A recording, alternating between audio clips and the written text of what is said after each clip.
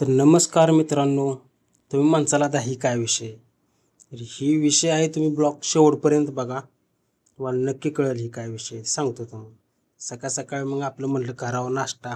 आपला नाश्ता काय, चहा आणि चपाती असते. मस्तपैकी वडायचं दाबून जायचं मस्तपैकी. मग आलो, आज काय सगळं आपलंच राज्य होतं. कुठं बी बस की निवांत. नाही तर टायमिंगला त्याच्या आयला एवढी गर्दी असते, उभं राहायचं जागा नसतं.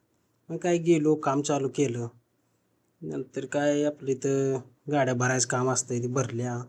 नंतर एकदाच काय सगळं काम झालं, म्हणलं आता बाहेर जायचं आहे आपल्याला अजून. मग काय आलो की मॉलला. आपलं काम इथे बी असते ते मॉलला. आत गेलो, मस्त थंडी, एसी बीसी चालू फुल. लय मजा येत होती आत. असं वाटत होतं आपल्याला कायमची दुटी इथंच लागावी का. तसं काय नाही भावानो, आपल्याला सगळीकडेच काम करावं लागतं. इकडं तिकडं कोणीकडं असेल तिकडं. हे बघा नजारा कसा दिसतोय मस्तपैकी. नंतर काम झालं, म्हणलं आता आपलं सुटूया घरी 80-5 घालून.